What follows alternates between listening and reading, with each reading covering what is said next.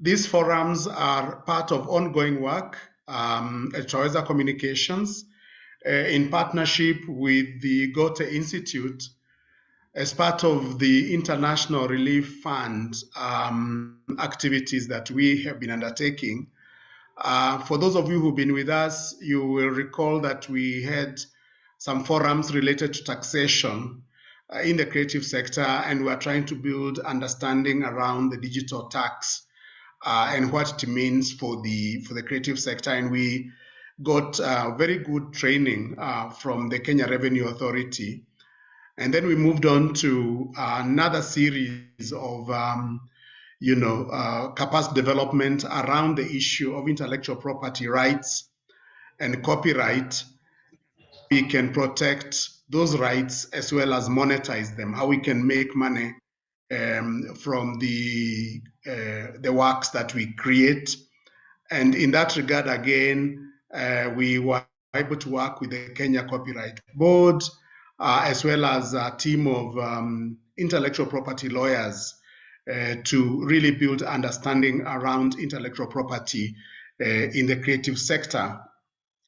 And today we are really privileged to be with Dr. Catherine Smith, who will be taking us through the business planning for the creative sector session. And this is an extremely important session because it basically means that we have to get from the idea to planning the idea and being able to implement it. So Catherine is a cultural and creative industries consultant and researcher with wide and extensive experience working on strategy, research, and evaluation, especially on projects in the arts, heritage, and creative sectors. And she does inform organizational and program development, impact assessments, strategy, and policy. And personally, I have had the very rare opportunity of working with her a couple of years ago.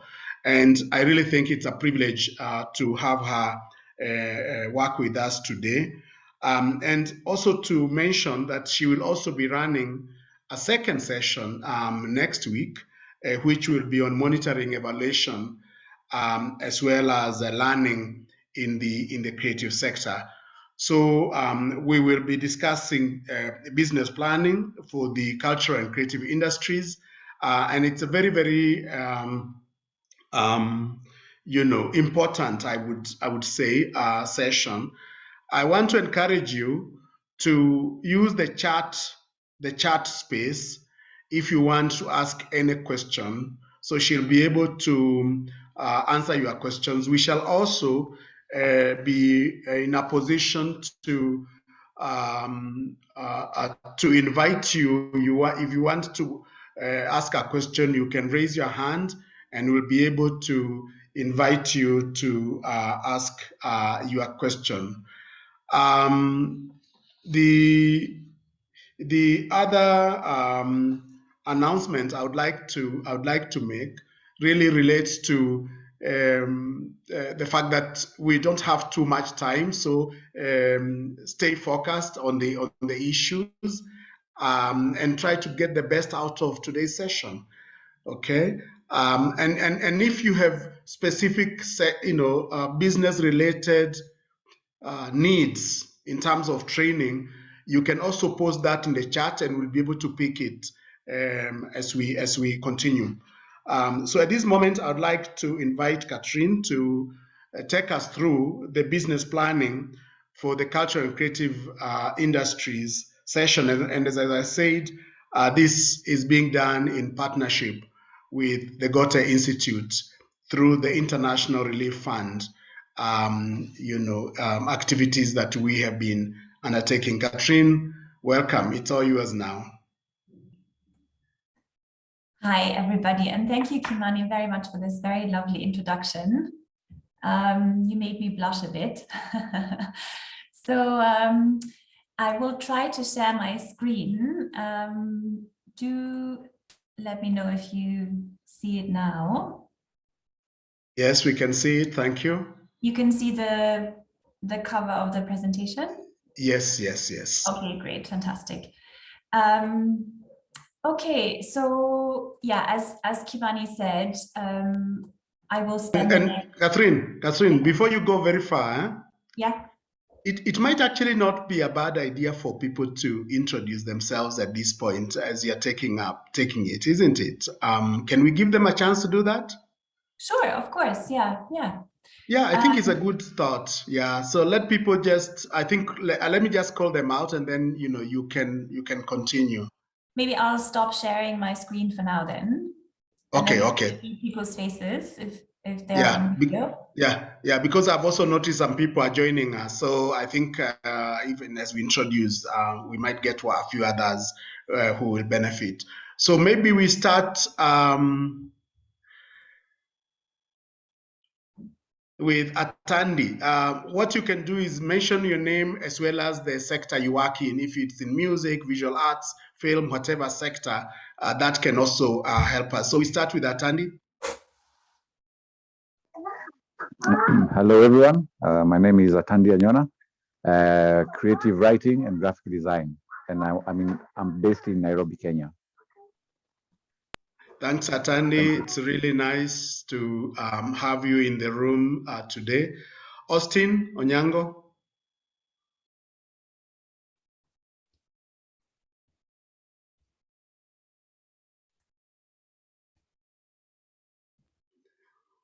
Osewe, you can unmute. Okay, as there are... Okay, yes, Austin. Hello. Yes, we can hear you. Yeah, I'm Austin Onyango from Kisumu. I'm on visual art. Thank you, Austin. Thank you very much, Austin. Can we move on to creative economy? I think that's Nakuru. Yes, good afternoon, everyone. This is James from Nakuru, representing Nakuru creative industry at the secretariat level. Thanks, James. That's Nakuru. Elena.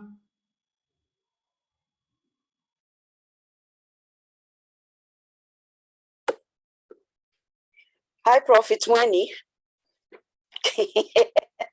Oh, thanks, Mweni. If you can introduce yourself. Yes, my name is Mweni Lundi. I'm a theatre artist and a member of the Creative Economy Working Group based in Nairobi. Thanks, Mweni. It's really nice to have you in the room. Halima? Good afternoon, everyone. I'm Halima Kahia, Station Manager, Wajir Community Radio, a community radio station based in Wajir County. Thank you. Thank you, Halima. It's really nice to have you in the room today. Ian, Creative Spills. Hi, good afternoon, everyone. This is Ian from Creative Spills. I am generally involved in spoken word poetry and performance arts. Thank you very much, Ian. Can we move on to Kyoko? Yes, everyone. My name is Kevin Kyoko. I'm a music writer. I'm also a graphics designer based in Eldoret, Asante. Glad to be here. Oh, thank you very much. I love Eldoret. It's one of the best places. We have MJ. I think that facility is not recognizable. MJ7 NPO.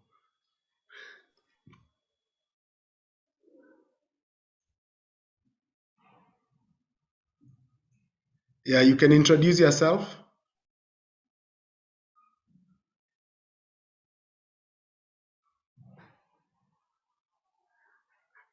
Your mic is on. You could speak. MJ7.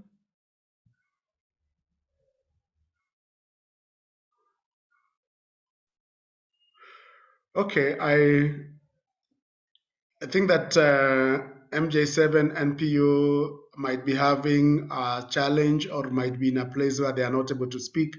But I think that we have gotten a good, yes? Their level of motivation is not as high as us. Yes, Duncan? If you could introduce yourself, Duncan.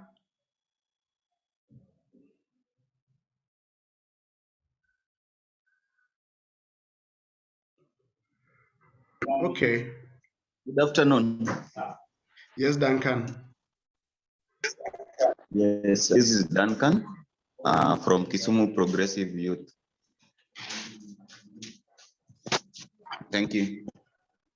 Okay, so I think that Katrine, you can see we have a huge diversity of members of the creative sector, from visual arts to theater to music, again from across the country, from northeastern Kenya, from Wajir, Kisumu, Eldoret, Nakuru, Nairobi. So I think it's just speaks to why this is so important. So you can pick it from me and then just run the show.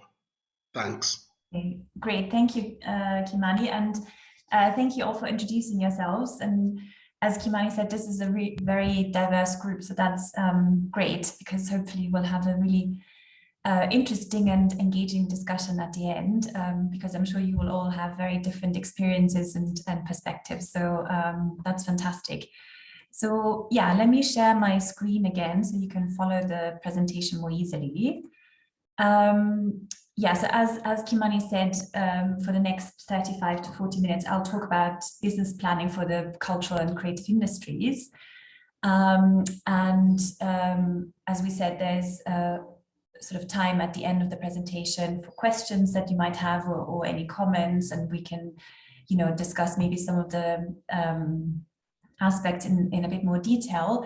But if you have any questions as we go along, because some of the slides might be quite dense with information, so if you have any questions, please just either raise your hand or type a question in the chat box, and then we can sort of get to that. So I've structured the session in 5 parts. So I'll begin by talking about business planning. So what is business planning? How is it defined? And then why is business planning so important?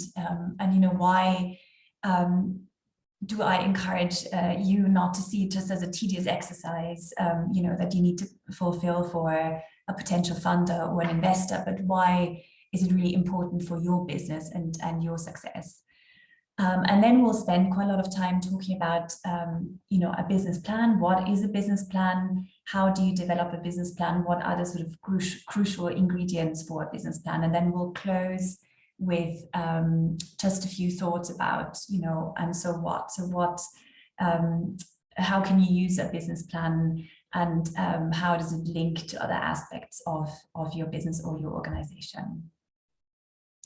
So I'd like to start with giving you a definition of business planning. So business planning takes place when the key stakeholders in a business develop and define the goals, strategies, and actions that they plan to follow to ensure your business survival, prosperity, and growth.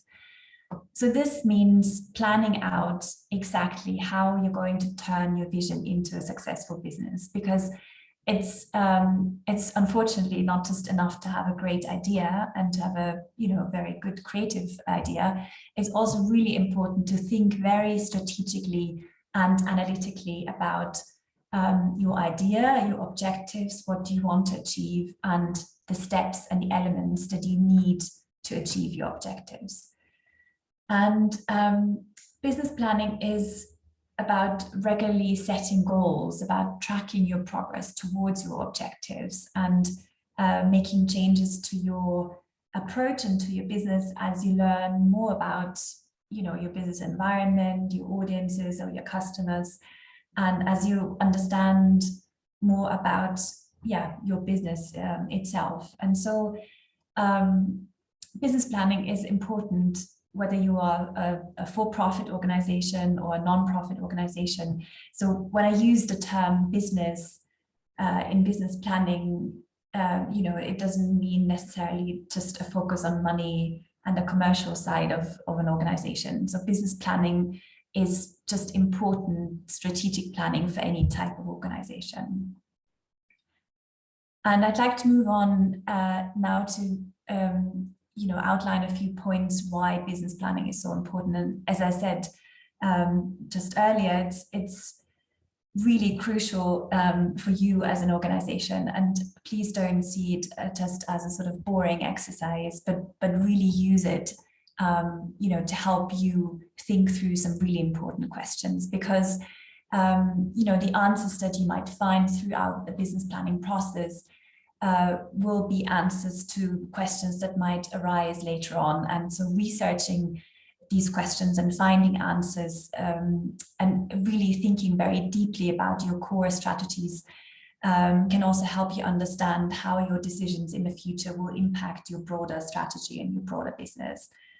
So business planning really supports a very strategic and analytical approach to what you do. And it supports the definition of business objectives, SMART goals and milestones. And so SMART, in case some of you are not familiar with that acronym, stands for specific, measurable, achievable, relevant, and time-based goals. And so business planning helps you thinking through your milestones and your benchmarks, and also making them more intentional and consequential. So this can also help you be accountable to your long-term vision and your strategy. It helps you gain insights into how your strategy and your approach are working or are not working. So it's just, as I said before, a very useful way of thinking very analytically about your business and what you want to achieve. And it also helps you see the bigger picture, because you know where you're going and sort of what your long-term goals are. And that also means having your bigger picture in your mind helps you prioritize along the way. So prioritizing your time or your finances or any other resources you might need to have. So it just helps you to think sort of from the bigger picture into, and then sort of focusing into the details. And in that sense, it also helps you track process and progress. And as I sort of alluded to already, it really guides key decisions that you will have to make along the way, and it supports your strategic planning. Because the primary importance of a business plan and of the business planning process as a whole is that it helps you make better decisions, because entrepreneurship is often an endless exercise in decision making and crisis management. And so sitting down and considering all the consequences of any given decision is often a luxury that especially small organizations don't have in that moment. And so that's where business planning and the business plan come in, because they allow you to sort of determine answers to some of the most critical decisions you might have to make ahead of time.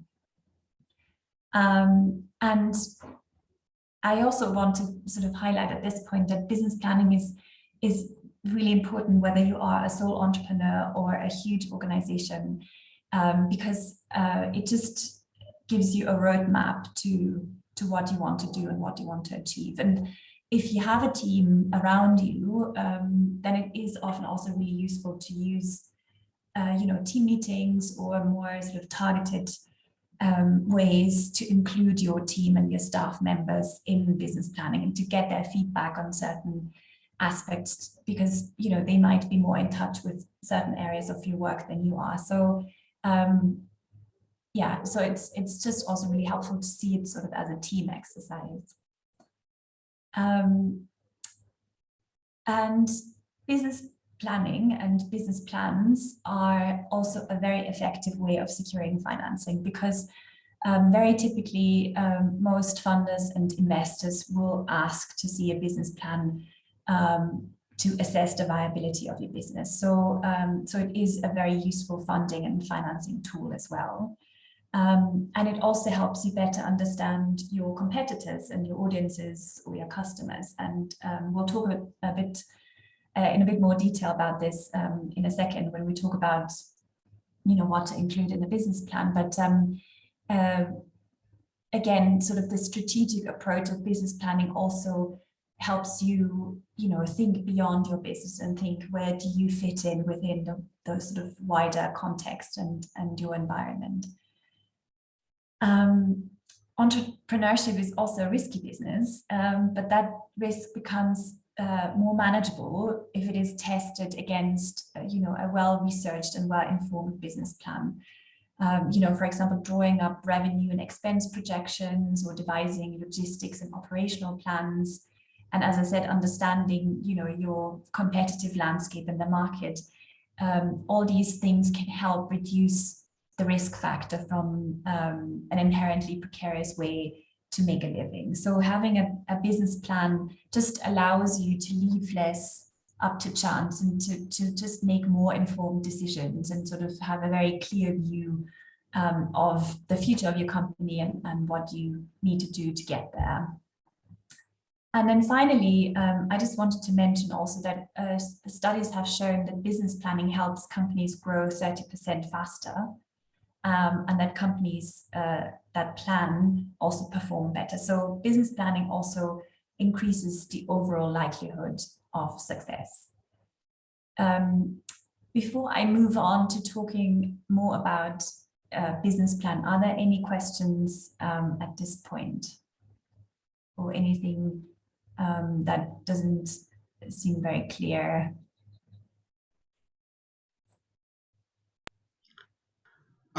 As we wait for maybe a question from the others, I have a small one. Yeah. Must it be written? I mean, must I, when I'm doing my business plan, must I write it down, or I can plan in my head? And also, you know, is it different from a strategic plan? I mean, sometimes we do strategic plans. Is a business plan different from a strategic plan? Yeah, so to answer your first question, so I would definitely recommend writing it down, because it just means you yourself can refer back to it, you know, when needed, because you might not keep everything in your head. I certainly don't. And also, if you are part of a team, it just also helps, you know, your team members to look at it and for you all to be on the same page. So I would definitely recommend writing it down, and we'll get to this now in a minute when I talk about, you know, the actual physical business plan. And with regards to your second question, so I would see business planning as part of strategic planning, you know, so I think strategic planning also includes, at least to my understanding, other aspects, you know, that might not be as detailed in a business plan. You know, you will see later on in my presentation, I talk about other plans and strategies that need to be in line with your business plan. And so I think, for example, you know, I think of an audience development plan, for example, or a marketing plan or a communications plan. So I think all these would come under strategic planning for me. So business planning to me is one big aspect of strategic planning, but it doesn't equal strategic planning.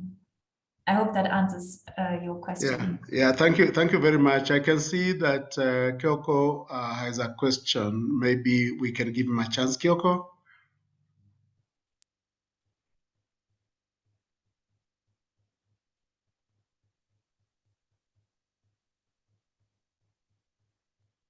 Okay, maybe his mic is on by mistake. Do you have any other question or comment? You can type it or raise your hand, whichever works for you.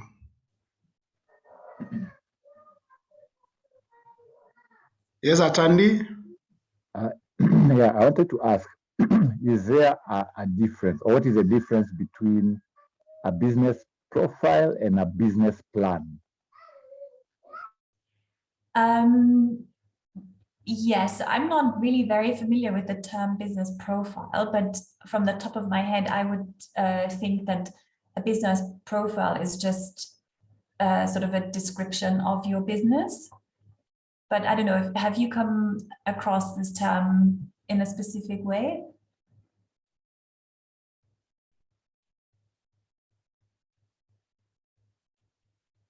Atandi? Sorry, I missed that last part. I was saying, so for me, the term business profile sounds more like just a description of your organization, you know, what you do, maybe, you know, yeah, how you set up, what your services or your products are. But as I said, I'm not that familiar with that terminology. So maybe if you, I don't know, if you could share with us where or how you've sort of come across that term, or how you have sort of used it in the past. I think I came across it. I think I was applying for a certain mentorship program, and one of the requests was whether I could submit a business profile. You know, so I was wondering, is it what should that include? Is it a business plan? Is it a business profile? So that's why I have asked the question.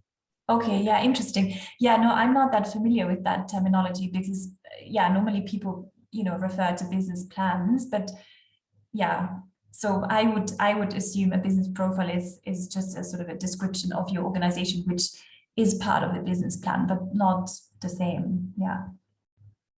I would assume it is something, it's really a summary of the work that your institution has done, has undertaken. It's almost like, who are you in terms of the business? So when were you set up? What have you done? What have you achieved? And so on. So it kind of and it would ordinarily not be a very long document, maybe about a page or something like that. So that you're kind of marketing yourself to the institution. So it's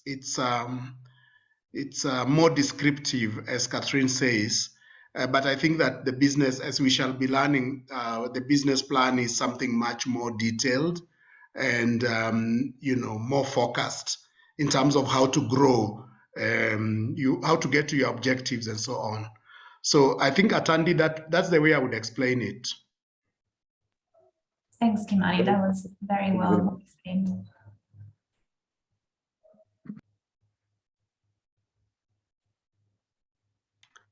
Any other comment, question?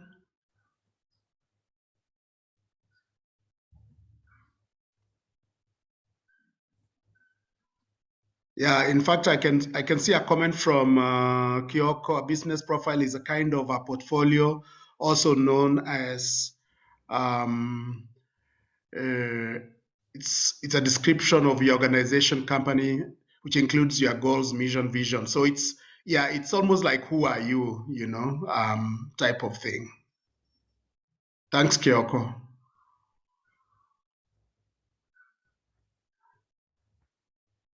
Yeah, I guess that's it. Maybe we can just continue, Catherine. Yeah, great. Well, thank you for your questions. So let us move on to talking about what a business plan is. And as I said before, I think it is really important to write down at least sort of the core aspects of business planning, just to be able to refer back to them, and also to see how they evolve over time. So a business plan, as I said, is a physical document that outlines your business objectives and the steps and elements needed to achieve them. And so this usually includes information on your organization. So this could be the business profile, your service or your products, but also a contextual assessment and your resources.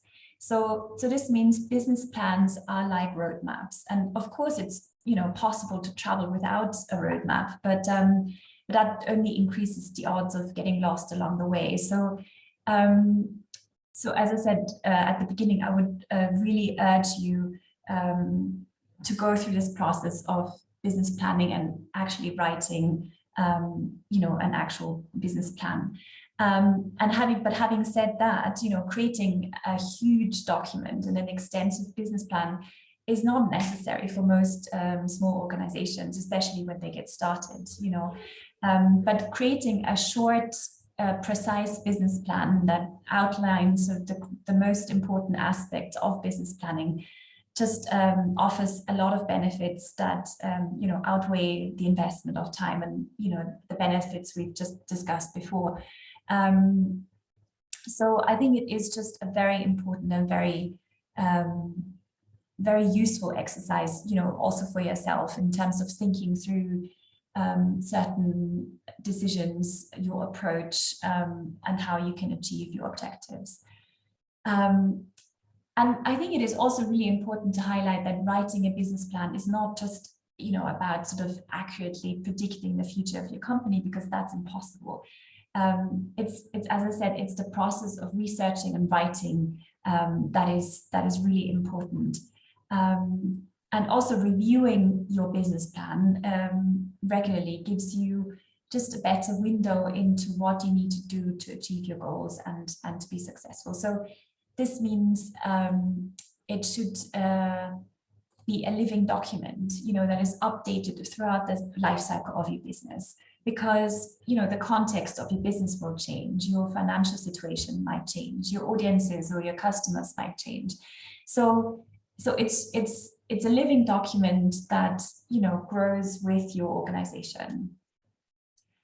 And I'll spend quite a lot of time now over the next few slides to discuss, you know, what ideally should be in a business plan and how you can assemble all this necessary information.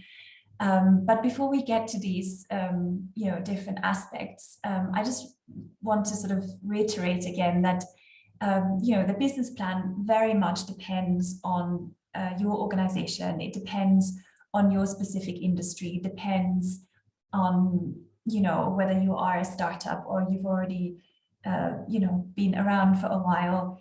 And, you know, the design and the sort of actual structure of that business plan also will depend if, you know, you consider it to be a very internal document that, you know, only you will see or your team members will see, or if there's a version of your business plan that is, you know, for external use, you know, to be shared, for example, with potential investors or funders or partners.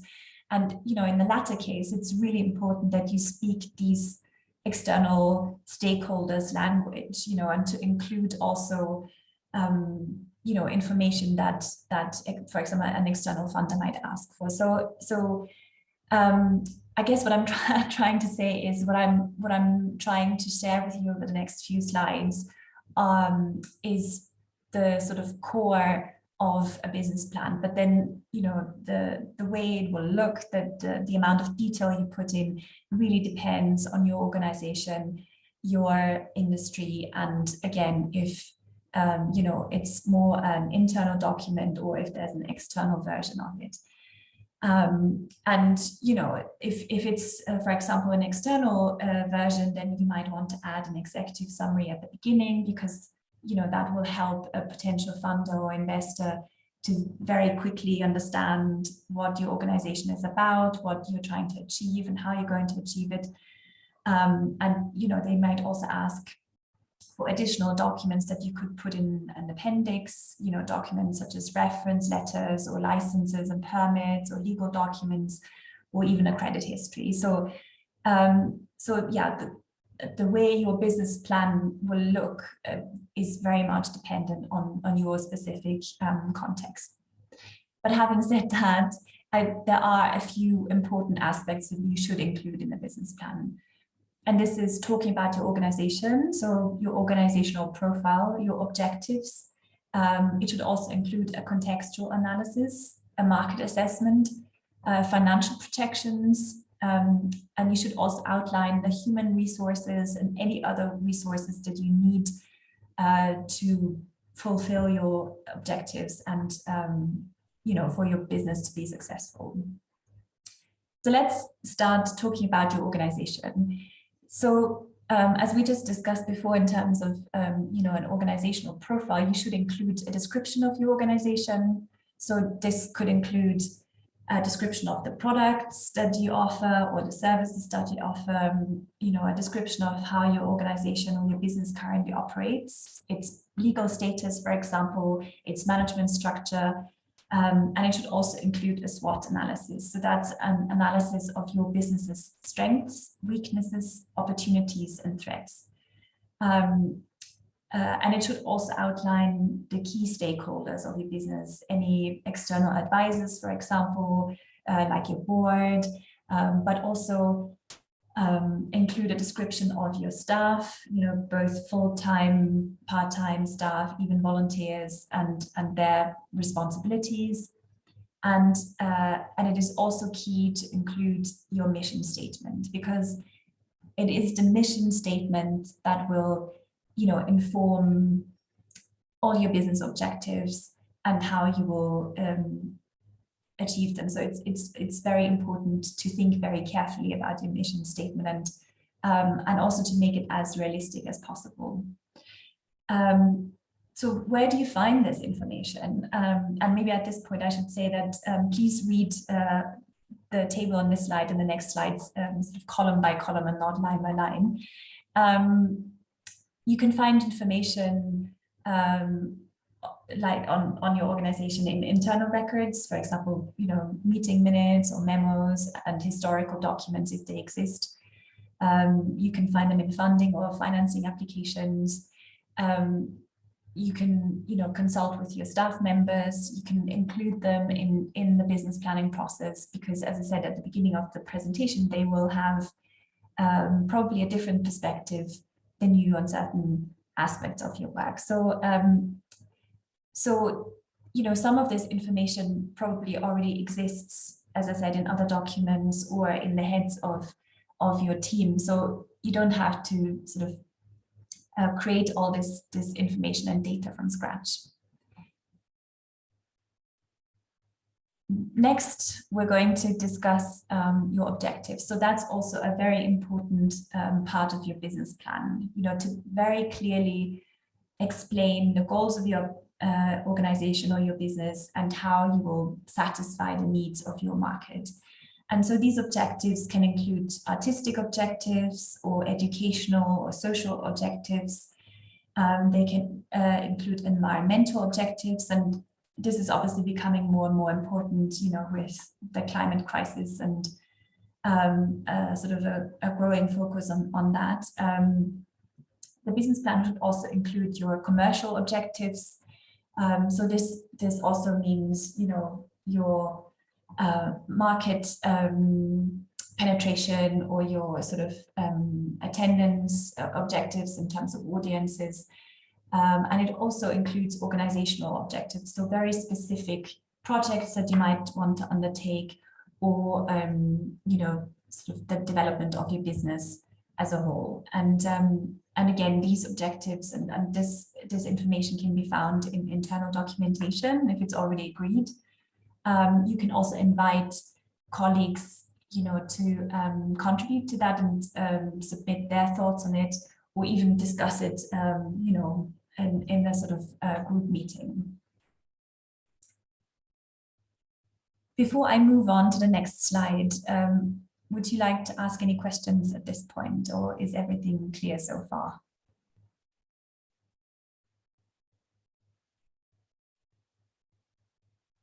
So again, as we wait for additional questions, so if I am going to include a SWOT analysis in the business plan, so I'm going to include the strengths of my organization, the weaknesses, the opportunities, and the threats.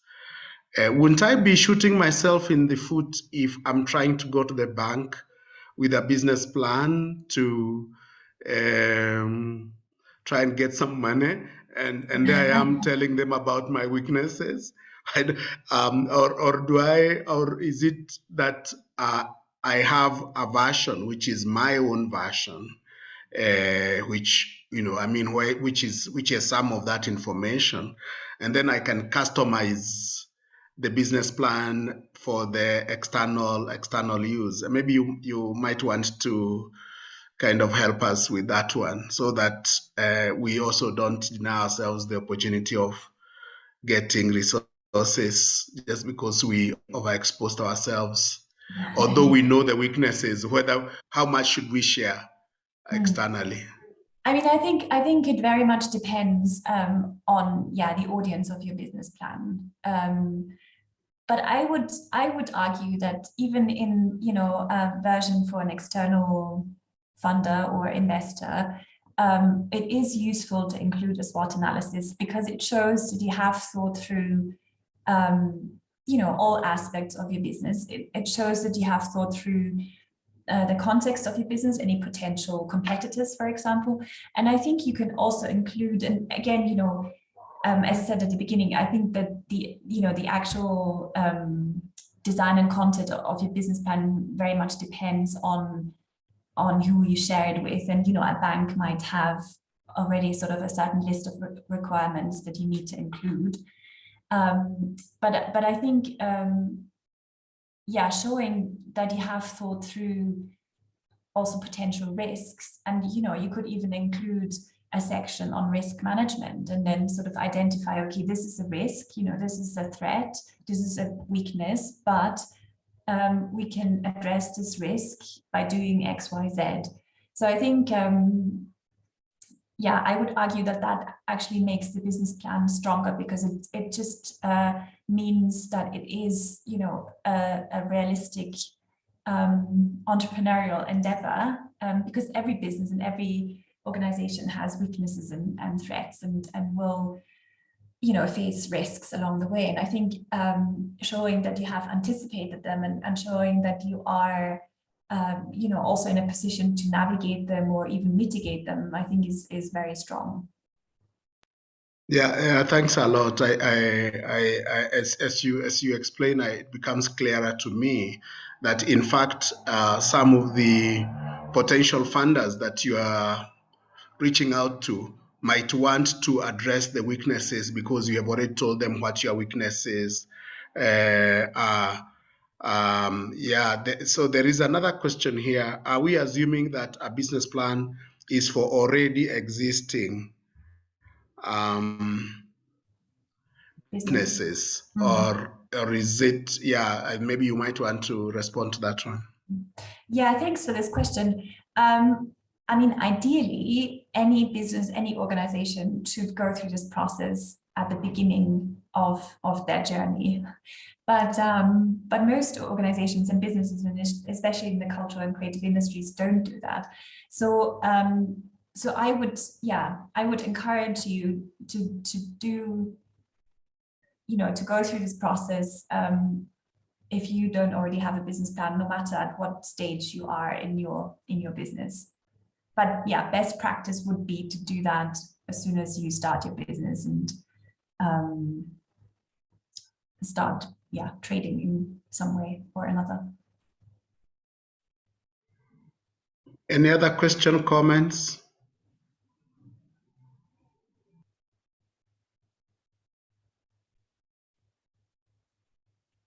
So in other words, Catherine, what you're telling us is that those of us who are already running businesses and we do not have a business plan, that we do have an opportunity to actually start developing a business plan, because it helps us have clarity of where we want to go and how we want to get there. Yeah, and I think, I mean, a lot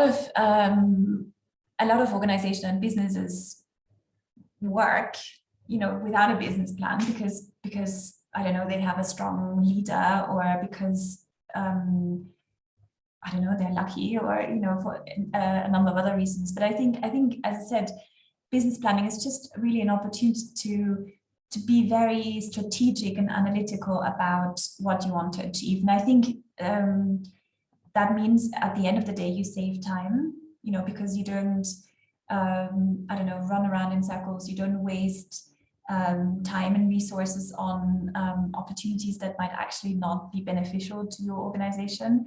And I think it just helps you be more targeted in what you do and how you want to achieve it. So I think it just helps to kind of, yeah, be more intentional and sort of, yeah, intentional about everything.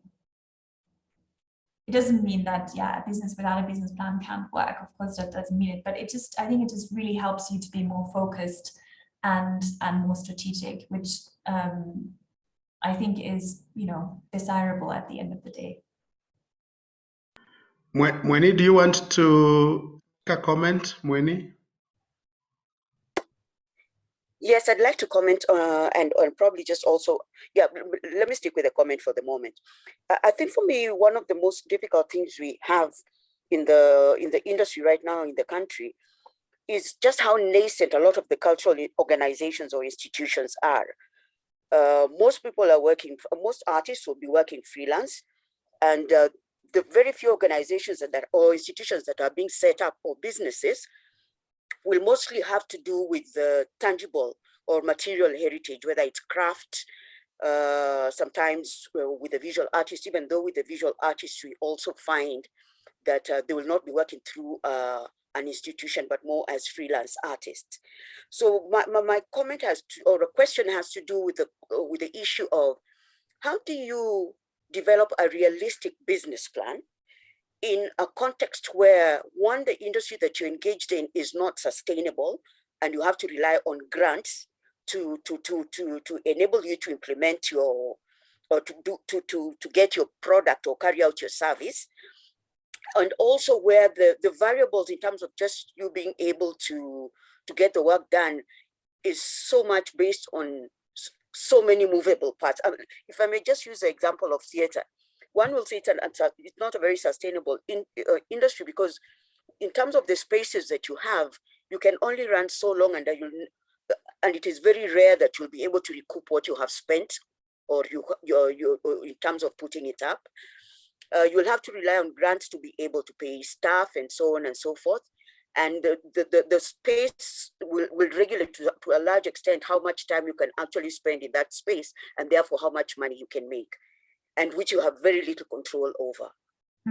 So how does this work? Because you're saying a business plan has to be strategic, it has to give you a direction, but you have so many moving parts that you know, this is what I want, but will this realistically get me there if the industry itself is unsustainable? Yeah, thank you very much. That's a very good comment and question. I think, you know, when I say a business plan or business planning as an exercise, you know, helps you to be strategic, I think, you know, I think about the long term. So it's not necessarily, you know, about one project, or one, one theater production that you might create. So it's about the long term. You know, what do you want to achieve with what you're doing? And I think the fact that, you know, a business plan is a live document allows you to respond to these moving parts, you know, to say, okay, this has changed now, you know, I don't know, for example, the policy has changed or the law has changed in terms of, I don't know, live performances or whatever. And so you can, you know, by keeping the business plan updated as you go along, it just allows you to respond to these movable parts and to changing circumstances. And I think, you know, with regards to, you know, people working, you know, freelance, a lot of people being sole entrepreneurs and not having this big organization behind them, I would argue it's still really useful to do, you know, to write a business plan and to go through this process, but it doesn't have to be, you know, a 50-page document. It could be, you know, much, much less than that, but it still just helps you to, you know, write down sort of what you want to achieve, you know, why are you on this journey, and you know, how can you get there with what you know right now. So I think it's just, I think for a lot of people, writing things down helps them think through their approach, their strategies, think through answers to questions. And, I think the real sort of physical act of writing things down also just makes it more tangible in a way. And also sort of it helps you find maybe a more logical thread from A to B, if that makes sense. And with regards to grants, I think it's also really important to not think of a business plan only as a plan, for a commercial business. A lot of nonprofit organizations will also have business plans, and it's a very useful, again, a very useful process to go through and a very useful document to have.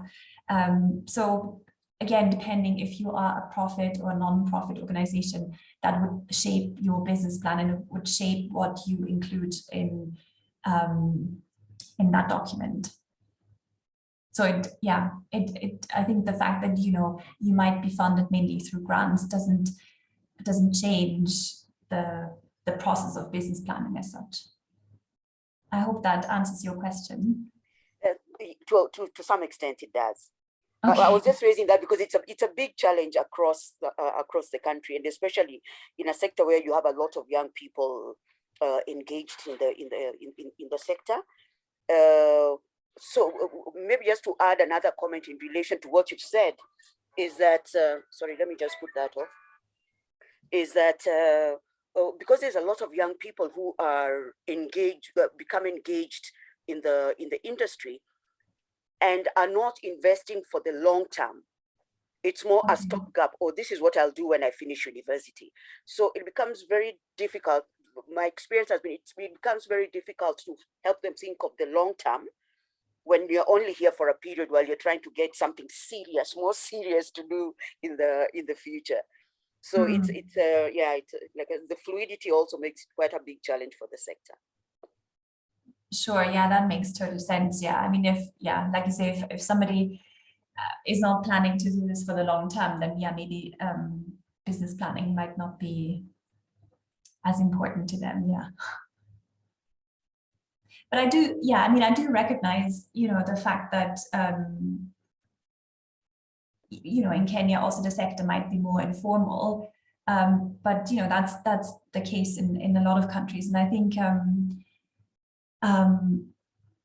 still, no matter what, I think just the process of thinking sort of this through and doing some research around, the context, around your potential, etc. I think it just really helps sort of, shine a light on your path in a way. So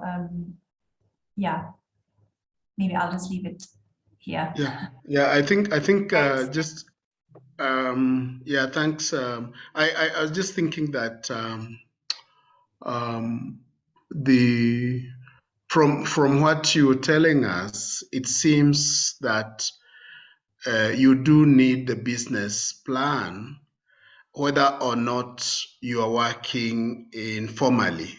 That it helps you, or it helps, almost like if you are in tailoring or you're making dresses. So how many machines do you want? How many machines should you have? If you have only one machine, how many tailors can you have? How much profit margin works for you? How many dresses do you want to make in a week, and so on. So it kind of, irrespective of the amount of resources available, it helps kind of give you a route, including, in fact, I think we do almost an analysis of the market. So around Christmas, it's about wedding dresses, Christmas dresses, and so on, and so forth and so on. So I think that what I'm getting from you is, let us have a business plan irrespective of where we are located, because it helps us find a path. Yeah, exactly. And I think it might help to think of a business plan as a roadmap, you know, and then it's up to you to decide how much you want to include on this map. You know, there are some maps that are very detailed and that show every little church in every corner or every, I don't know, physical feature of a landscape or whatever. And then there are other maps that are, you know, much more abstract. So I think, again, depending on your organization and where you're at, and depending on, yeah, if you're in it for the long term or not, you know, all these factors might decide how much detail you put into a business plan. And again, you know, if it's just for yourself to help you guide, you know, your decisions, or if it's, you know, a sort of more detailed document geared towards, you know, a potential investor or funder. Yeah, I can see Ian wants to make a comment. Ian. In regards to generally how you develop the business plan, how ambitious is it supposed to be in terms of generally the context that you're working within? Because I find myself at a place where a lot of, for example, creatives who are trying out new things, people who are trying to do maybe concerts and get paid in maybe cryptocurrency, or guys who are doing things like VR, AR, that are not necessarily very popular within the space that we're operating in. They would want to figure out ways that they can be able to adapt a business model for the stuff or the art that they do. But then now when it comes to breaking that down in terms of how you can be able to finance it, a lot of these things are not things you can be able to walk into a bank and get credit, because they don't necessarily look like they can be able to yield returns. And then if you choose to go the donor funding way, sometimes you might be limited in terms of what you can be able to do. Apart from the grants that you'll be given that have a hybrid model where they allow you to commercialize your activities so you can be able to earn profit. You'll find maybe if the grant is attached to, say, taxpayers from a specific country, they'll be very specific about the fact that we will give you this grant, but then on condition that the activities that you do or the products that you create need to be open to the public so that you'll give them out for free. So you find that you will only be able to benefit, for example, from getting gear during that particular period of production. But then once you're out of the project, there is not really much you can be able to do unless you figure out a way to monetize the products that you had while you were still in the project period. Yeah, that's my comment. Yeah, I think it is really difficult to navigate sort of this commercial versus non-commercial landscape. But I think with regards to your question at the beginning, how ambitious to be, I think it you know, I don't know, personally, I think it's always good to be very ambitious. But I think in the business plan, it's very useful to just to be realistic and to show that you have researched and, you know, thought through what you put in, and, you know, in terms of your audiences or your customers, or in terms of, you know, your competitors, etc.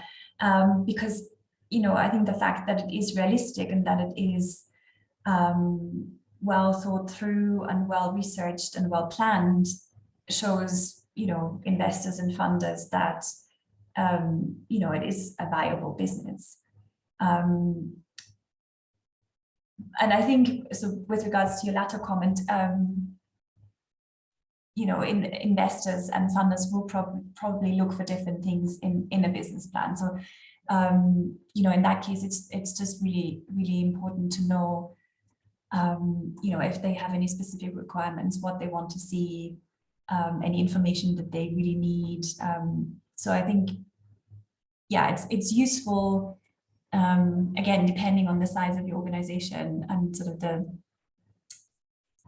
the status of your organization or business, but I think it's really useful to have you know, like a core business plan, and then you can sort of add or remove, parts of it depending on who the audience of the business plan is. If it's, again, a staff member or a bank manager, or so yeah, I hope that is useful.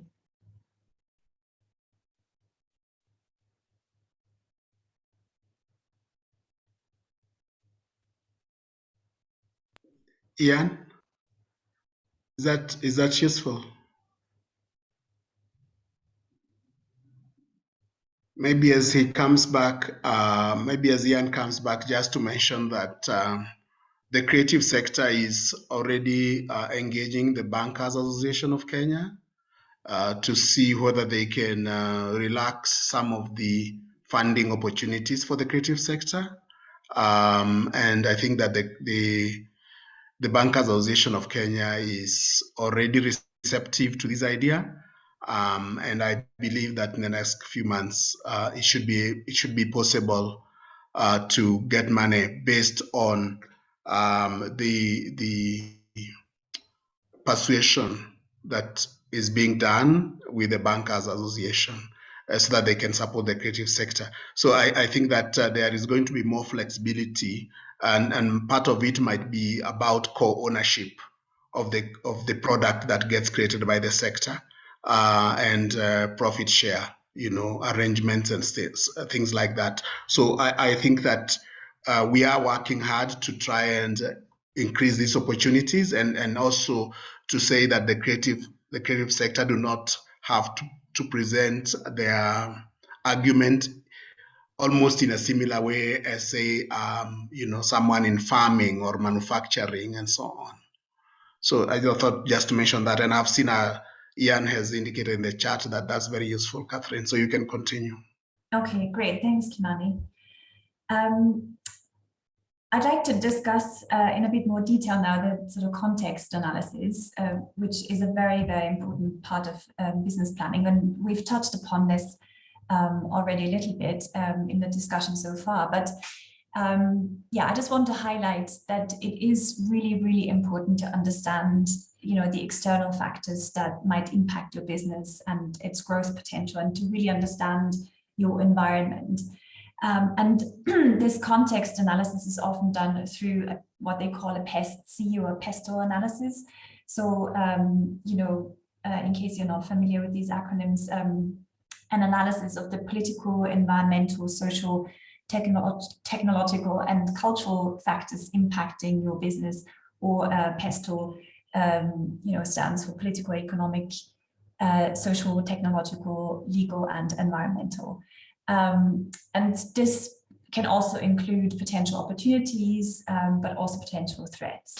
And as we said before, it's also really useful to understand your competitors, both within your specific industry, your sub-industry, but also within your area, your geographical area. And as we discussed before, all of this is also obviously linked to an understanding of the risks that your business might face, and yeah, also maybe sort of a beginning of a risk strategy, and understanding how you can mitigate some of these risks. And yeah, so the question then is, where do you find this information? And I know some of that information is very difficult to get in Kenya, like in many other countries as well, unfortunately. But you could look for some of this, external information, especially in terms of political, economic information in local cultural strategies or policies. Some funding bodies also have, information and data on this in their reports or their policies. Other organizations who work in the same space might already have done some research on this. So it's just useful to do some research and try to find as much information as possible as you can. And then if you can't, you will have to do sort of maybe some primary research yourself, which in itself, again, is useful because it allows you to understand the context of your organization better, and to understand where you are situated, and how all these factors might, impact your business decisions, and your objectives. And sort of hand in hand with the context analysis goes a market assessment. And so this is an understanding of your current audience numbers and profile, or customer numbers and profile.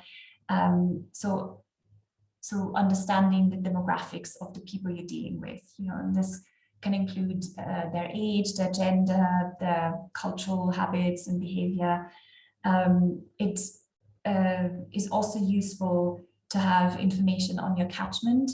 So understanding, where is your audience, or where are your customers? Are they very local? Are they in your specific cities, or are they across Kenya, or across, the whole region? So it's very important to think through these different segments, both in terms of geographical catchment, but also in terms of demographics, to really develop sort of a strategic approach of how to reach them, and how to communicate with them. And this obviously also goes hand in hand with an understanding of audience trends, or trends in your specific industry, both locally but also internationally. And all of this research and all of this information will then help you to inform your marketing strategies, and will help you, as I said, to determine the channels of distribution and communication with your customers and your audiences. And this information can be found, again, as I said, through internal research, primary research on your audiences, internal data records, if there's a box office, for example, or any sort of customer data that you might gather yourself.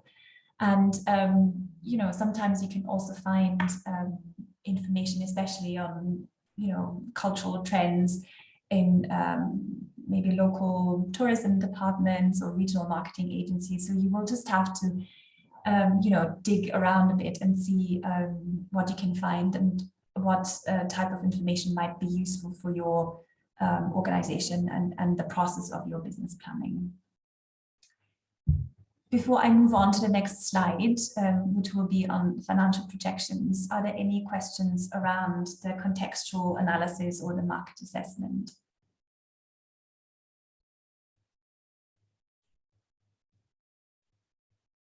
And again, maybe I should also add that it depends, on your organization, on the size of your organization, how much detail you want to, gather yourself, and how much detail you want to put into a business plan. But I always argue that, data is really important, and there is not enough data in the cultural sector in any country, not just in Kenya. And so, yeah, I'm a huge proponent of data collection, finding out more about the people you deal with, your audiences, your communities, your customers.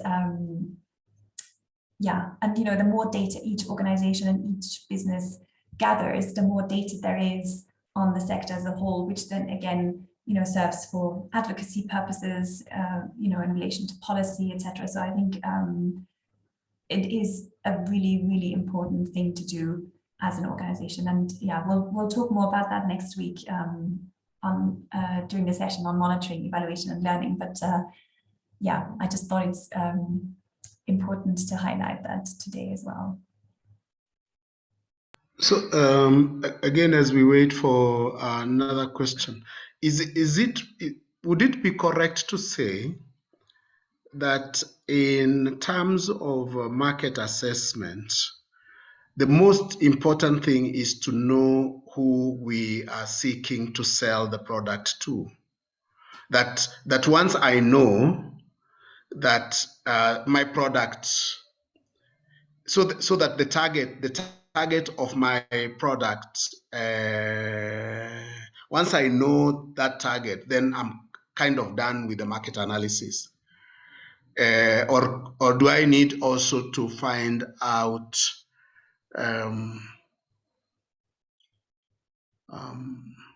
Yeah, beyond the target, do I need to find out what else do I need to find out? I need to find out audience numbers. Okay, but that is the audience. I mean, those are the people who are going to benefit from my product.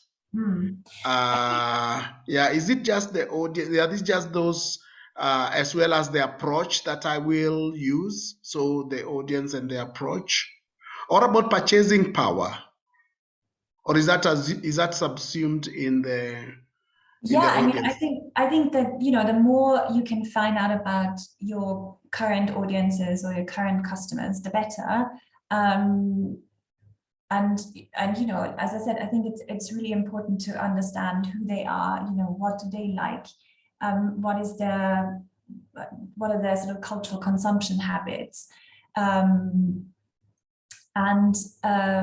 You know, depending on all these factors, you might follow different strategies to reach them in terms of, you know, communications and marketing.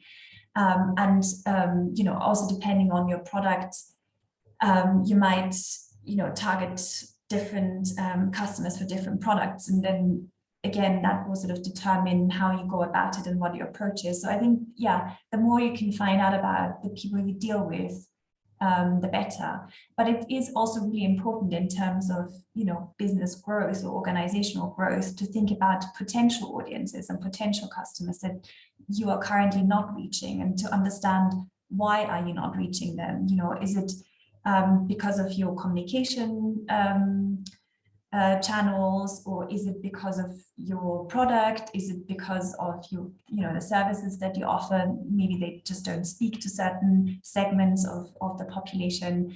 And I guess it's just really important to understand, and that's you know, the sort of crucial, I guess, part of the market assessment in terms of business planning is also who do you want to reach, you know, because you are not necessarily going to reach everybody in you know, your city or your country, and you don't necessarily want to either. So so I think it's really important to find answers to these questions early on, because then that will determine, you know, your next steps and what you need to do.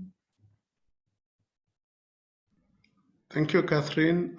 Do you have any comments, questions, reactions?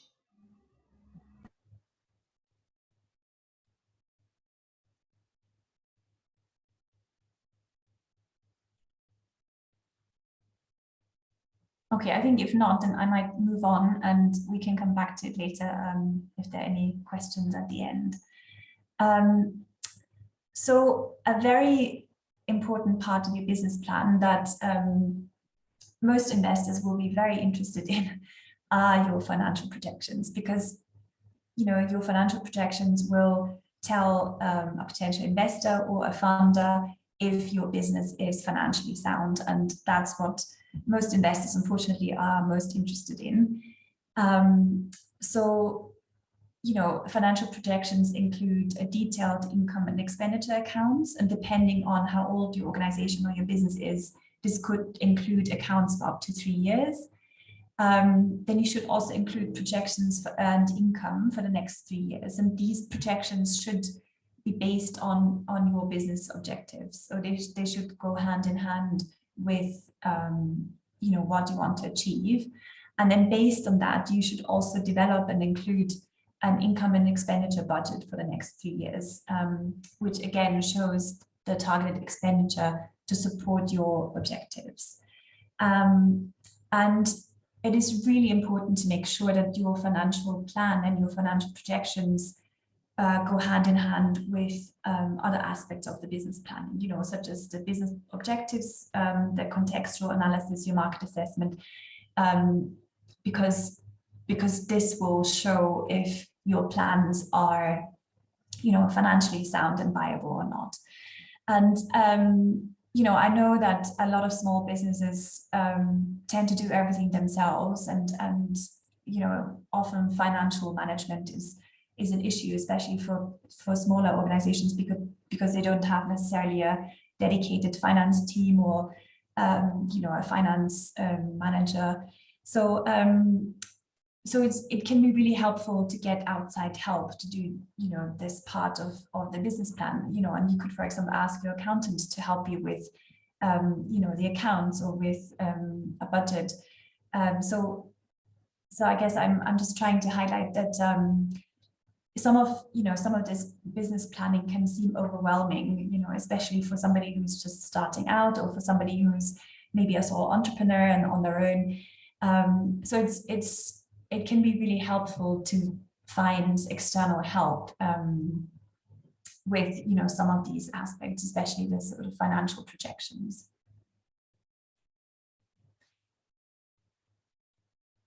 I'll move on to the next slide, and unless there are any questions, any burning questions.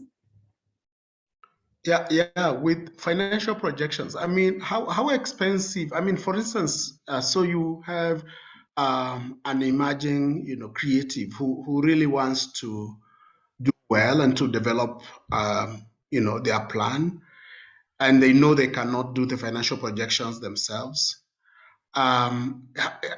How expensive is it? I mean, for someone, say, in Kisumu or in Eldoret who wants that support, is it a lot of money? To get external help, I'm not sure. Kimani, maybe our group can help us and answer Kimani's question.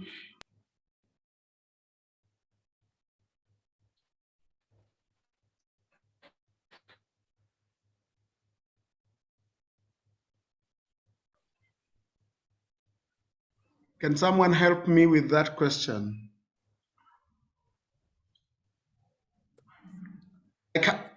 Yes, Mweni. Prof, it depends on what kind of external support you're looking for.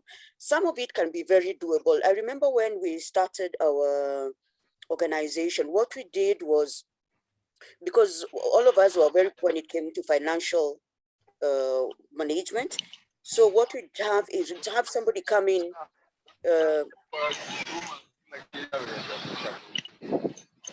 Hello.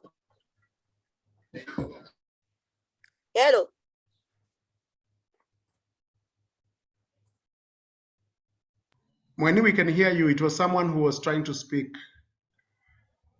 Unmute yourself, Mweni. Yes, so as I was saying, that it can, depending on what kind of support you're looking for, it's pretty doable for a very small upcoming organization.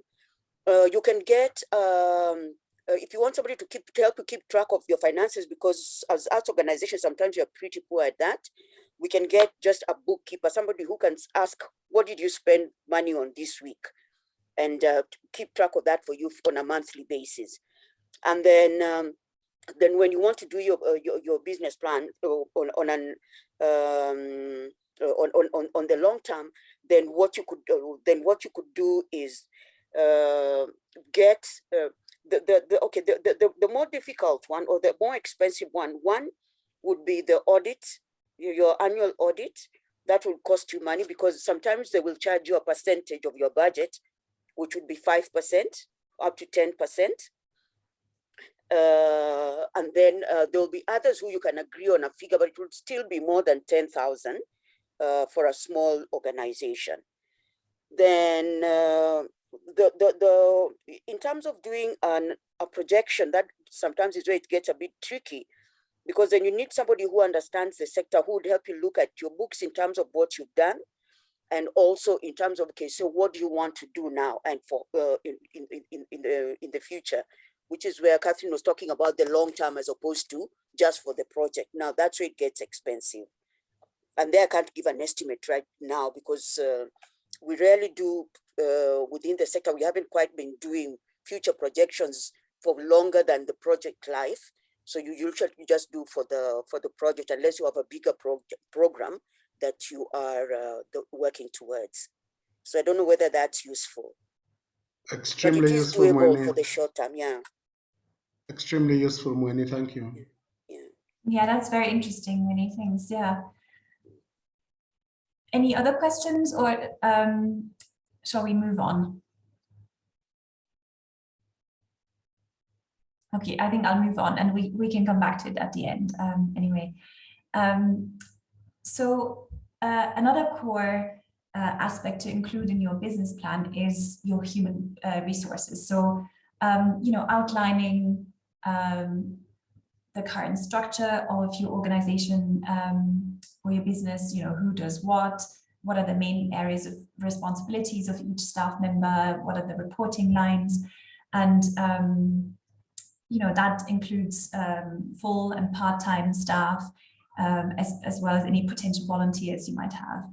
And within this analysis, it's also really useful to do a skills audit to understand, which skills do I need in-house, for example, to achieve my business objectives, to do what I set out to do, and which skills, can be bought in externally. So that can be really useful. And if you have a board, for example, in your organization, don't hesitate also to ask and include your board, because often boards are very much underused, and they also have skills and networks and knowledge that can be very beneficial for your business and your success. So I see there's a question. Let me just quickly read it. Okay, it's a question about the financial projections and sheets. Let me come back to that. Can we discuss that at the end, Atandi? Is that okay? So I'll finish the presentation on. Okay, okay. Okay, great. Yeah. Well, I have a few more slides to go, and then we're nearly done, and then we can discuss some of these questions in more detail. But thanks for the question.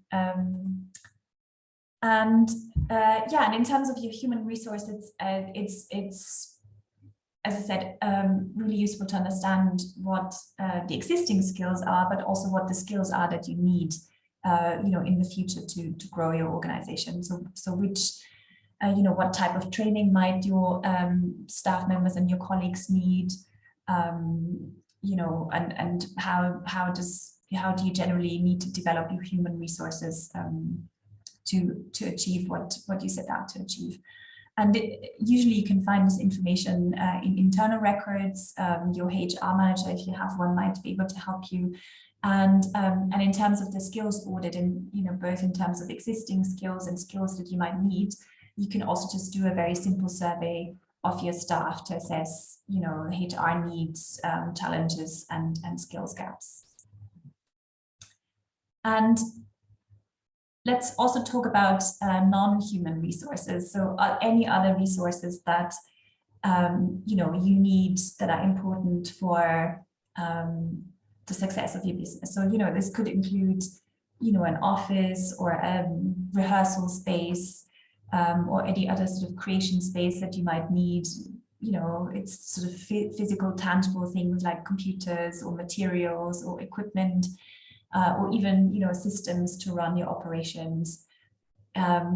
So any resources that are crucial to the implementation of your business objectives. And at this point, I'd like to ask the group if there are any resources that are very specific to your organization or your business that you would like to add to this list. Is there anything that comes to mind at this point?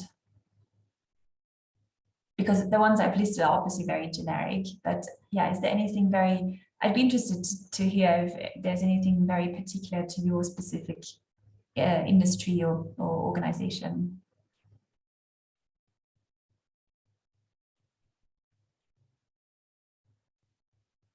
Kimani, do you want to make a start? I think that one of the areas usually is security,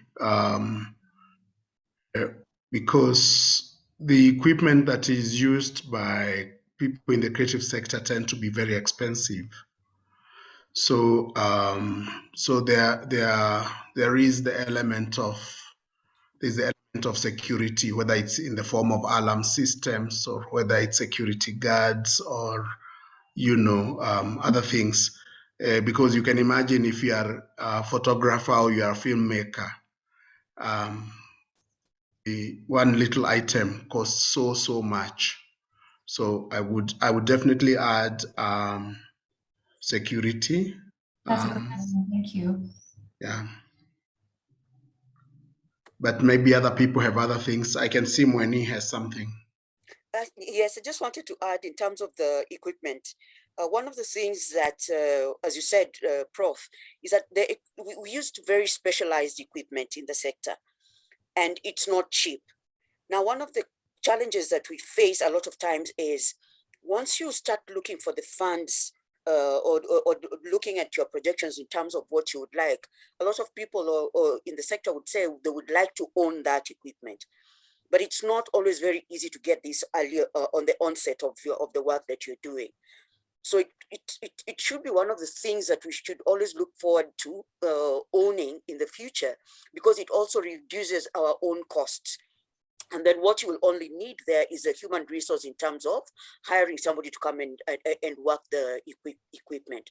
So on the onset, it might not be easy to get it because it's quite expensive, and not a lot of organizations want to invest their money in that level of for that level of equipment. So it is something that has to be worked towards quite slowly.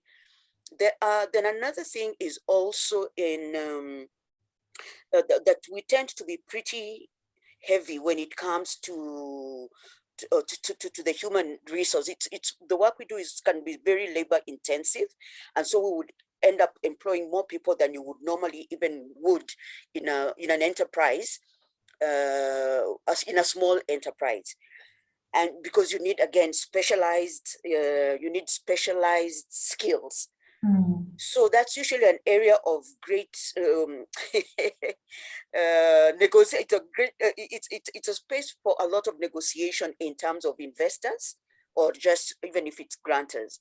So I think those are some of the things that we need to always be open to in terms of, yes, this is what we need, and we shouldn't ignore it just because investors think it's too expensive. We do need it. We do need the people. And so we need to be able to negotiate then how best do we get to that point. Thank you, Wendy. That's very interesting.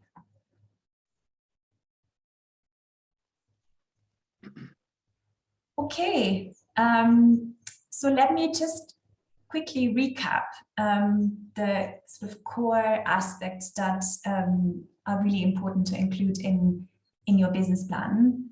We talked about your organizational profile, your objectives, a context analysis, market assessment. We talked about financial projections and human and any other resources that are crucial for the implementation of your business activities and the realization of your business objectives. But I just want to sort of, reiterate once more that business planning is a really, really useful exercise, no matter the size or the sort of the scope of your organization. And it's, it's totally up to you how, detailed this business plan should be or can be at, this very specific point in time. And I think it's especially for a small organization or a startup, it's just useful to start doing this, to start thinking about it, and even, just to assemble, even if it's just, a few pages that just outline very clearly, what you want to do, how you're going to go about it, what sort of the elements are that you need and that are crucial for your success. And then as you go along, you can add to it, you can update it, you can change it as your circumstances change. And I think that's hopefully sort of takes away from this sort of fear of sitting down and having to write a business plan, because it doesn't need to be a daunting exercise. It can be actually really fulfilling and exciting. So I hope I got that across. And I'd like to conclude the presentation just to talk a little bit about you know, what then? So you have a business plan, and what happens next? And as I think we discussed this already throughout the presentation, it's just really important that your business plan and your business strategies also inform other important strategies and plans that your organization might have, or, you know, in some cases should have. It's just really important that all these plans, you know, speak to each other and go hand in hand with your business plan. Let me stop for a second and read. Okay, no question. Thank you, Benny. So I've outlined a few plans here that, you know, I think are useful and that are really, really important to go hand in hand with your business plan. So, for example, a contingency plan, your communications and marketing plan, an audience development plan, and logistics and operations plans. So let me just talk about the contingency plan a bit more in a bit more detail. So in addition to business planning for, you know, profit and growth, a lot of businesses also have contingency plans. And so contingency business planning just means, you know, business planning that deals with crises and worst case scenarios. So in this sense, a business contingency plan helps businesses deal with, you know, sudden emergencies, unexpected events, and new information that could disrupt your business. And a lot of organizations develop a business contingency plan separately to their business plan, but it could also be part of your business plan. So it could also just be a chapter of your actual business plan. And that, again, depends on who the audience is of your business plan. You might not want, you know, external stakeholders like funders or investors to see your contingency plan. So yeah, just bear this in mind. You know, in terms of your communications, marketing plans, or your audience development plan, just really use the research that you have done for your business plan and the business insights to help you develop these plans, to help you, you know, advertise your business and to increase and diversify your audiences. So really, as I said, see this business planning process as a useful research period that also helps you, you know, inform all the other parts of your strategic planning. And yeah, just really use these insights as much as you can. And maybe just one last word on sort of logistics and operations. I think it's also really important to connect your logistics and operations to your business plan, because, you know, planning and implementing the most efficient and effective production process is also important for your business success. So that's why, as I said, all these plans ideally should go hand in hand and inform each other. So before I close, are there any plans that you can think of that you currently use, for example, that you would like to use that your business plan might need to be linked to? What would you add to this list?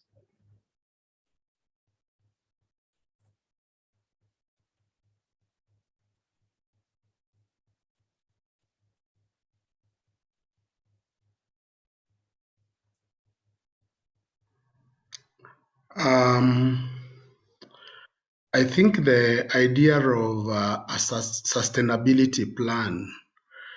So how do you ensure that your business is sustainable in the long term? So so you have run the business, so you have the whatever, but how do you ensure that, you know, it basically continues? And so sustainability in terms of maybe the funding sources have stopped. And I would also think of other plans such as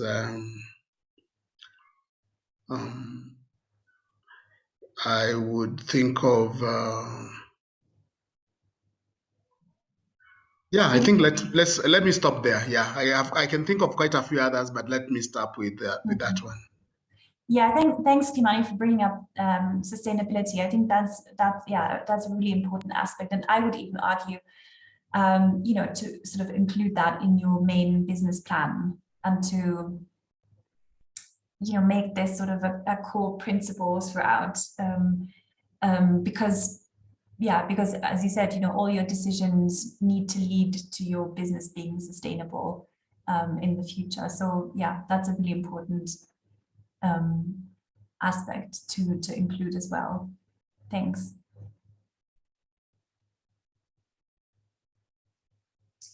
Okay. Maybe someone else has an additional plan. I can see Mweni has another one. Not exactly a different plan. It's just in terms of what you talked about, the sustainability plan, and you talked about what if your funding sources have gone dry. Then your sustainability plan, of course, in essence, also includes a fundraising plan. So I just wanted to add that in there. Yeah. That's a good one to add to the list as well, fundraising plan, exactly, yeah. Thank you. Thanks. Okay, any other comments on this? If not, then I thank you very much for joining me today, and yeah, I'll open the floor for any questions and yeah, just a discussion amongst everyone. So I hand back to you, Kimani. Thank you. Thanks, Katrin. There was a question from oh yes, Sandy. Yes, about the sort of working sheets. And to use projections. So I have seen templates for business plans that include also templates for financial projections. So you can, you know, maybe we can even share a template. Kimani, could we do that? Share one with the group via email after this? Yes. I think we should just do that. It would be great. It would be great to do that. I would suggest that you know, people put their, because not everybody came in through the route of registration. I think people can put in their emails in the chat, and then we can share, especially those who did not register. I have a question for you, Katrina. Yeah. Would you be available to support, if, for example, there is an organization like Halima's organization in Moyale that wants to develop a business plan? Would you be available to support them at a fee yourself? Yes, I'm sure. Yeah, no, I'd love to do that. That would be great. Yeah. Okay. Yeah, I just wanted to, because I mean, I'm sure that you know, one of the things that's coming out now is the need for the creative sector to be able to plan its, you know, its growth, and so just for people to know that you could support. Of course, I mean, yeah, definitely, because I mean, you do consulting, yeah. Yeah, no, definitely, I'd love to do that. Yeah. Just let me sort of finish my thought on the template before I forget.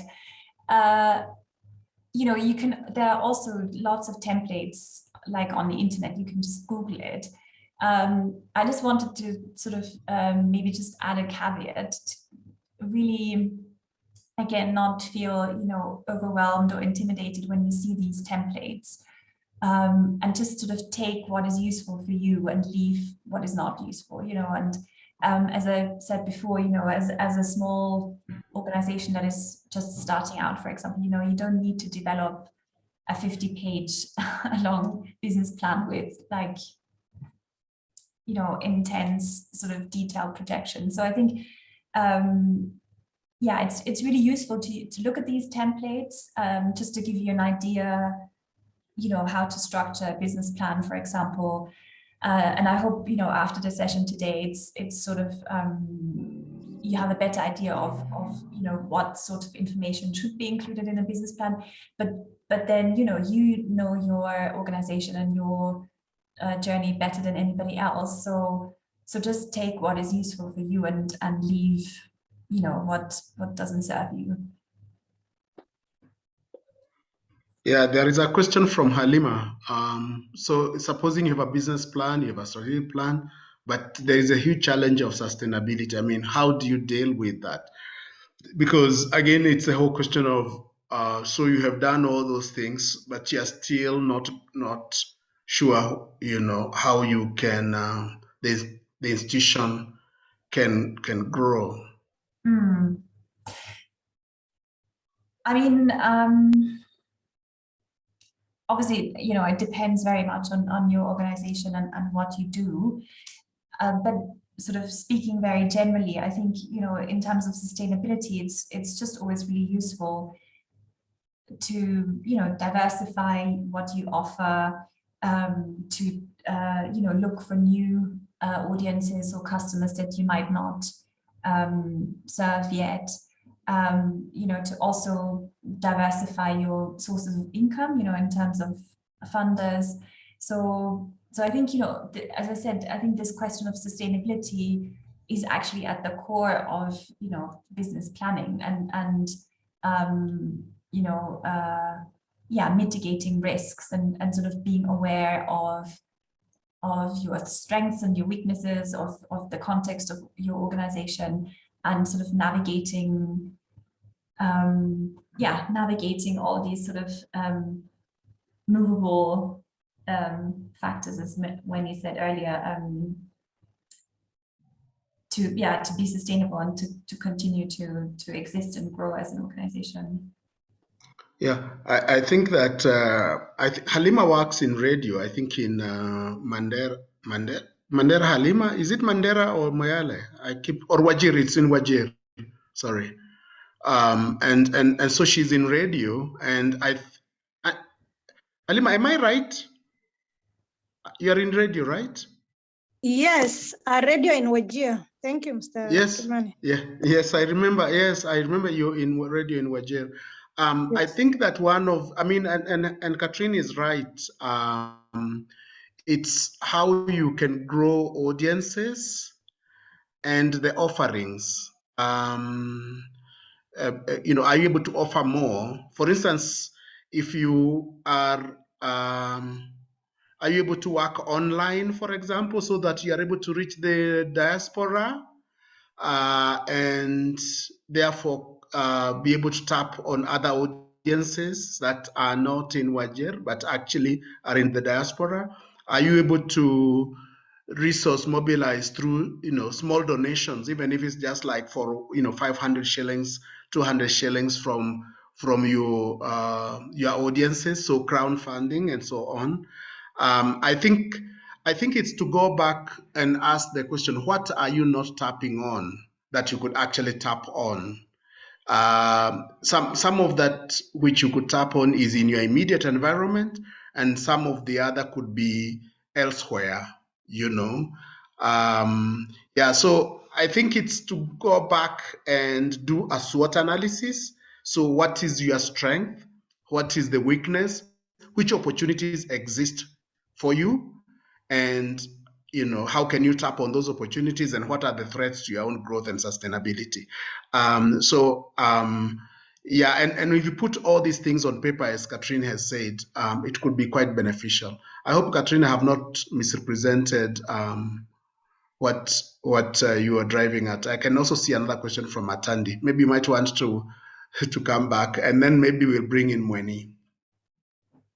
Yeah, thanks, Kimani, for that. That was very, very well explained. Thank you. Let me read Atandi's question. So he asks, how do you address a fast changing industry like the creative industry in your business plan? So, I think a lot of industries are actually quite fast changing, and I guess our times are also changing faster and faster. We have to deal with, so many different challenges. So I would argue it's not necessarily unique to the creative industries in that sense. And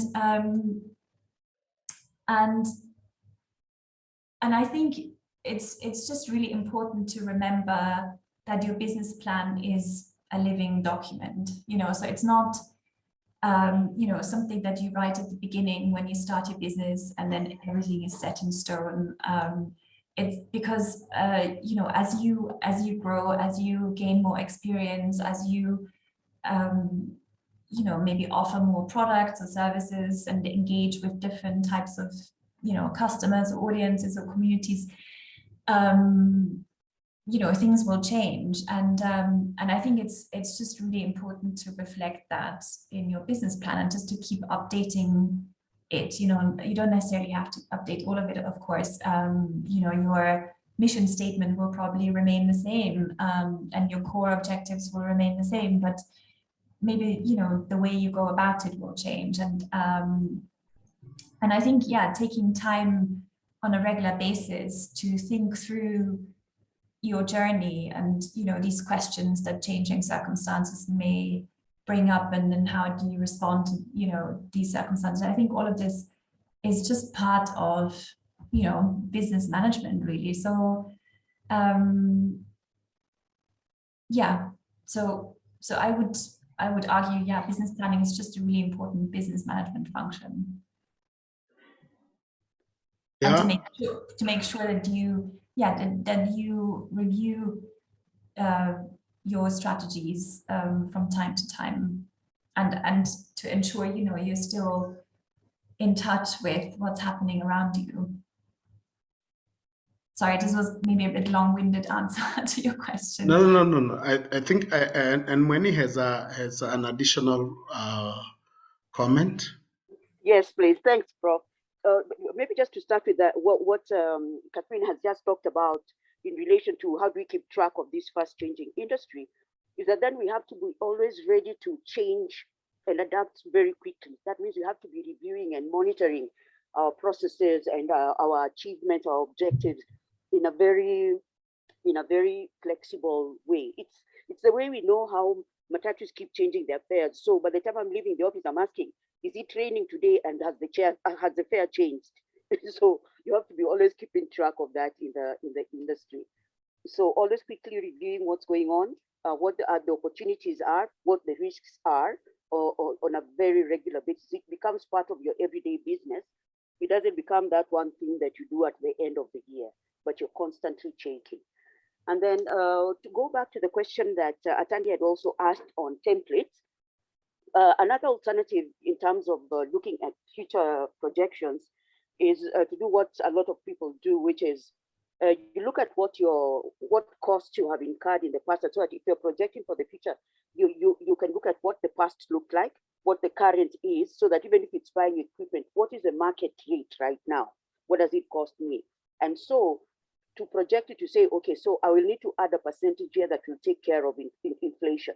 So then my costs for the next 2 years will probably rise by 2 to 5% to cater for any new change or any changes that might come along on the finances of the organization. And then a very quick one on the question of sustainability that Halima raises is also just to go back to the whole question of what is therefore the purpose of my business plan and what is the purpose of my strategic plan if they have not incorporated the fact that the industry I'm in has sustainability issues.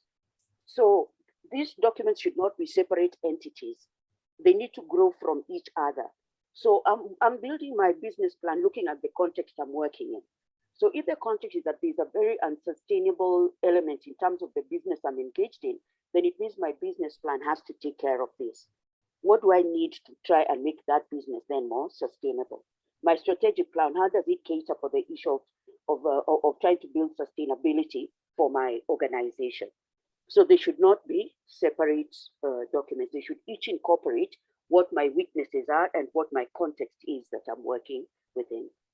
Thanks. Thanks, Mweni. Any other comment, question? So I just got another question here directly to me. let me just read it out. So in financial projections, what helps one to ensure that the projections are within an acceptable level? And I think that sort of ties in with what Wendy just said. You know, I think your projections are acceptable if they are realistic. You know, and they are realistic if you have done your research, if you know your industry, if you know potential trends, you know, where's your industry going, and you know, all these factors will then sort of influence your projections and will influence, you know, the financial aspect of your business. So I think you know, any projections, are acceptable as long as they are based on you know, accurate research and sort of you know, data that can also be validated by other people outside your organization. And again, you know, the financial projections really need to go hand in hand with you know, your business objectives, with what you want to do, with, you know, the projects you're planning to undertake. It just, you know, sort of the content of your business, the outputs really need to go hand in hand with your financial projections, and they sort of need to speak to each other. And I think as long as this relationship is realistic and as I said, sort of, you know, traceable for somebody else who looks at the projections, then they are definitely acceptable.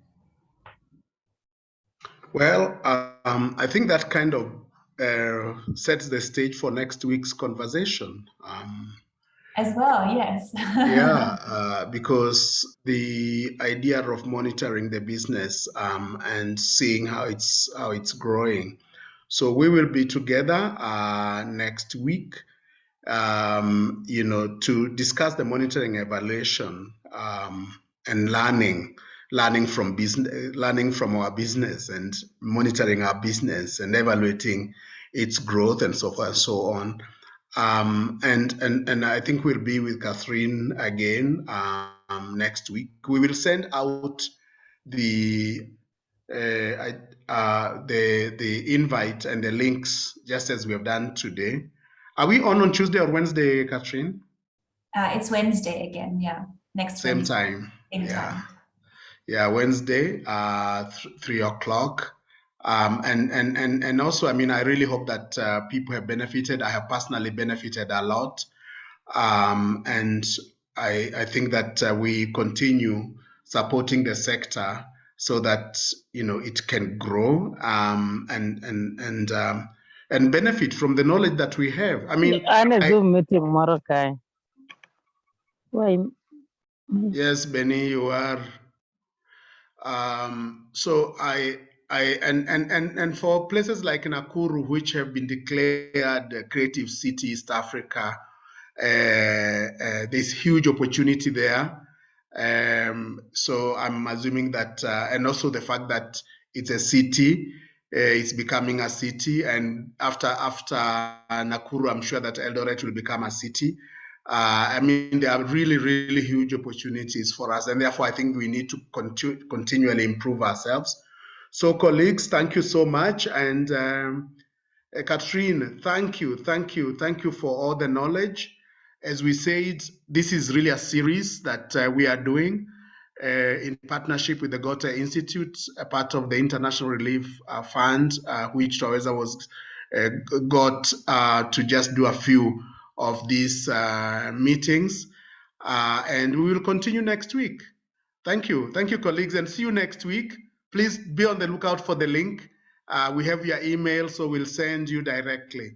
And if you have additional questions, just post them up front and we'll be able to answer them as we start next week. Thank you so much, colleagues. Thank you. Thank you all very much, and hopefully see you next week.